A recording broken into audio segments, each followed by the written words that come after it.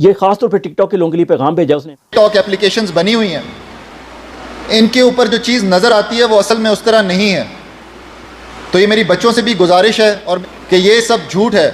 इसके अंदर दिखाई गई चीज़, इसके अंदर दिखाया हुआ कंटेंट, और बच्चे तो यूज़ ही नहीं करते। वो 13 साल से कम उम्र बच्चे यूज़ नहीं करते। जिन बच्चों को 8-8, 9-9 साल के, 11-11 साल के बच्चों को बता रहे हैं ना, वो टिकटॉक यूज़ नहीं कर सकते कानूनी तौर पे।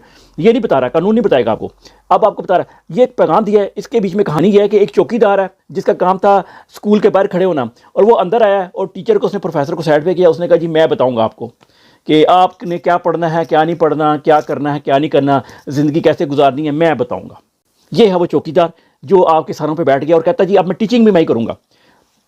इलेक्शनों में घुसे, हुकूमत में घुसे, हर जगह घुसे, और अब जो है ना आपके बच्चों के स्कूलों में घुस गए। नहीं, आपके बच्चों के दिमागों पे घुस गए। आपके छोटे बच्चे को टारगेट किया इन्होंने, स्टार्ट किया। यूनिवर्सिटी के लोग को भी टारगेट किया हुआ है, लेकिन असल टारगेट इनका आपके वो बच्चे हैं जो अभी छोटे हैं, जो इमरान खान को इन्होंने स्टडी करके सारी वो चीज़ें करें।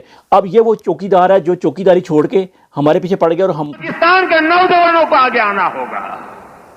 सही, वो भी हमारे नौजवानों के दिमाग ख़राब करने लग गए हैं, और ये मोदी भी। और इसलिए हम कहते हैं मोदी और ये गठजोड़ है, और ये नूरा कुश्ती हुई थी, और उसका जो बेनिफिशरी है वो हमारी स्टैब्लिश बहुत ज़्यादा बेनिफिट उठा रही है।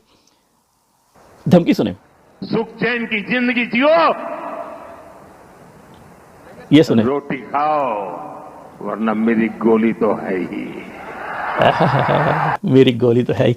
गोलियां ये भी मारते हैं, गोलियां हमारे जो बिठाए हुए हैं, जो ये चौकीदार ला के स्कूलों में भेजा हुआ है, ये चौकीदार भी हमें गोलियां मारता है, वो भी हमें गोलियां मारता है। ये इसने भी हमारे बच्चों को टारगेट किया हुआ है, मोदी ने भी हमारे बच्चों को टारगेट कर लिया है। आप में और उसमें हमारा तो दुश्मन आप दोनों ही हुए। फिर पाकिस्तानी वाम को, आप पाकिस्तानी वाम मरी और आपने जश्न का ऐलान कर दिया कि मैं फील्ड मार्शल बन गया हूँ। और जब लड़ाई होने वाली थी तो हमें क्या बताते थे कि ये तो अवाम लड़ रही है, ये अवाम की मदद से हो रहा है। और अब अवाम क्या करेगी? अवाम अब भूखी मरेगी। मेरे पाकिस्तान के बच्चों, अगली चीज़ें सारी आपके लिए। दिफाई बजट हर सूरत बढ़ाना है, ठीक है। मरे आप लोग हैं, दिफाई बजट इनका बढ़ेगा। किसी कैंट में खड़ा करके F1 रॉकेट फायर नहीं हुआ। सारे रॉकेट जो अवाम में खड़े करके किए ताकि जवाब आए तो इधर आए, मियाँ मरे।